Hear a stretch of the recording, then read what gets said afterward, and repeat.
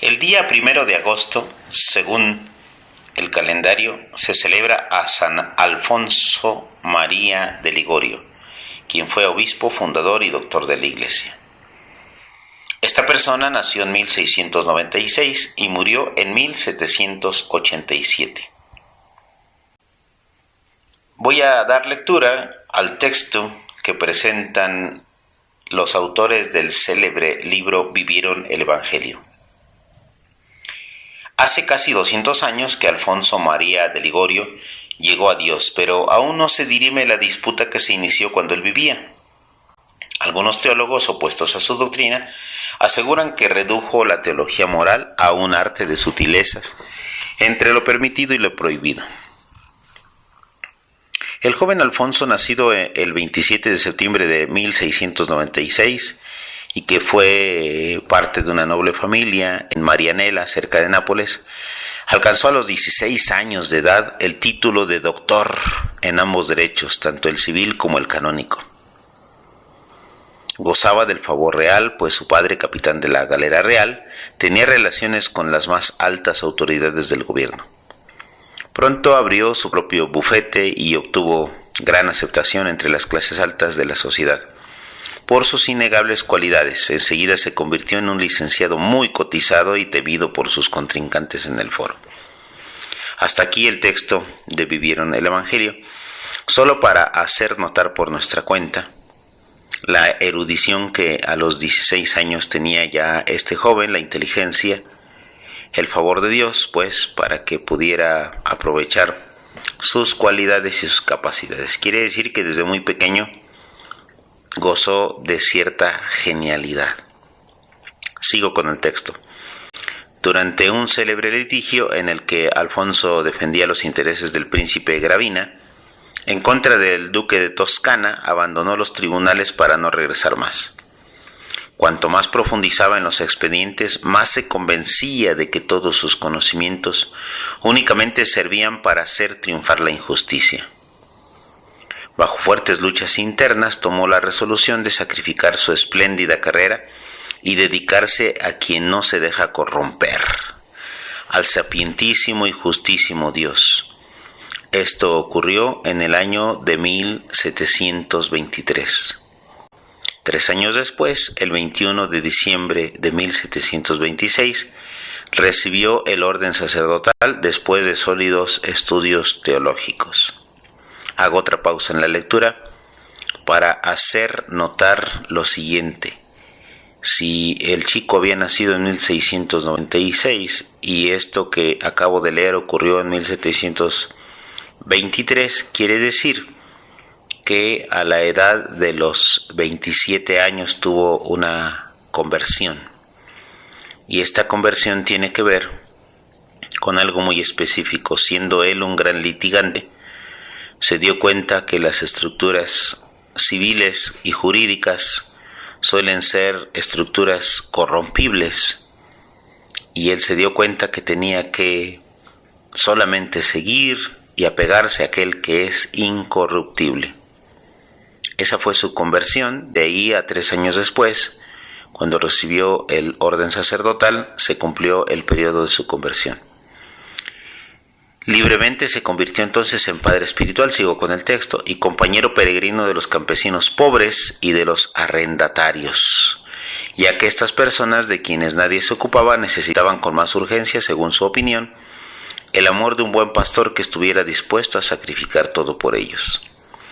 En los primeros 6 años se encontró solo. Únicamente el obispo de Castelamare reconoció las extraordinarias capacidades y el heroísmo escondido de este hombre de la gran ciudad, y lo orientó a formar una asociación religiosa para el cumplimiento de sus ideales de apostolado en la diócesis.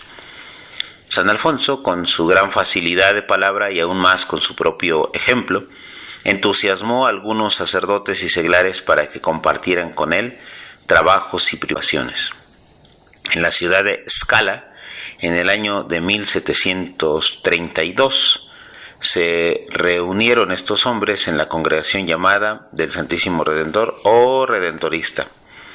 A partir de ese mismo año hubo gran aumento de participantes. El entusiasmo y el sentido práctico de la joven fundación atrajo a muchos novicios, y cuando en el año 1743 Alfonso Ligorio fue nombrado superior de la orden, la semilla de Scala ya había producido 100 veces más frutos. No existía un pueblo en el reino de Nápoles en donde no se hubiera presentado Alfonso María personalmente en el púlpito. No obstante, el confesionario le pareció más importante aún que el púlpito. Aquí es necesario plantear otra breve pausa para hacer notar que es uno de los santos que pudieron haber dedicado su vida no solamente a la cuestión religiosa, sino también a la cuestión pública o a la cuestión política. En otras palabras, se puede hacer la conexión de política con la santidad. Continuamos con el texto. Su amor a los campesinos y a los pobres quedó más que demostrado cuando lo eligieron para el arzobispado de Palermo. Alfonso María rechazó este ofrecimiento y solo por orden del Papa aceptó ser consagrado obispo en un lugar insignificante y pequeño, Santa Ágata de Goti. Durante 13 años realizó las tareas de su cargo eclesiástico con una perfección que parecía natural en él, pero interiormente siguió siendo monje y asceta, que diariamente se entregaba a penitencias físicas, renunciando hasta al sueño para redactar folletos catequéticos para el pueblo humilde. Sus escritos y publicaciones fueron una continuación y ampliación necesaria de su actividad misionera. Él se había jurado no dejar pasar ningún momento sin rezar ni trabajar. Por esta razón, cuando se lo permitían los deberes de su cargo o sus frecuentes enfermedades, tomaba la pluma. Así nos regaló la visita al Santísimo Sacramento, las glorias de María y sobre todo su famosa y discutida teología moral, que enseña al confesor el camino intermedio entre la estrechez del jansenismo y el libertinaje. Muchos lo acusaron de relajamiento, pero valientemente supo defenderse hasta que alcanzó el triunfo. Cansado por tantos problemas y casi paralítico por la artritis, pidió que se le concediera retirarse a los 80 años de su cargo de obispo. En medio de acerbas luchas dentro y fuera de su congregación, Dios le concedió una muerte tranquila. El 1 de agosto de 1787, la Iglesia lo elevó a la dignidad de patrono de los confesores en el año 1950. Último comentario sobre esta última parte de la vida de San Alfonso María de Ligorio es lo siguiente. Siempre se dedicó a buscar la orientación espiritual para los pobres. En ese sentido, cabe destacar su faceta como un orante y la entrega que daba siempre para las tareas que él mismo consideraba útiles, estar escribiendo para los demás.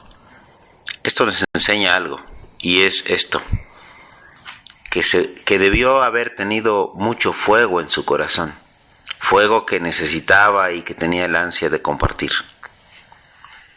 Por otro lado, nunca estuvo exento de disputas, y su obra provocó todas esas discusiones en teología moral, sobre si era una moral relajada dentro de lo que cristianamente se puede concebir, pero pues al parecer él quiso conciliar un poco la rigidez del jansenismo con la posibilidad de alcanzar la gracia. Incluso leyendo un fragmento acerca del pecado dice lo siguiente: restablecer el sentido del pecado es la primera manera de afrontar la grave crisis espiritual que afecta al hombre de nuestro tiempo. Pero el sentido del pecado se restablece únicamente con una clara llamada a los principios inderogables de razón y de fe que la doctrina moral de la Iglesia ha sostenido siempre. Es lícito esperar que, sobre todo en el mundo cristiano y eclesial, florezca de nuevo un sentido saludable del pecado. Ayudarán a ello una buena catequesis iluminada por la teología bíblica de la alianza, una escucha atenta y una acogida fiel del magisterio de la Iglesia, que no cesa de iluminar las conciencias, y una praxis de una vez más cuidada del sacramento de la penitencia.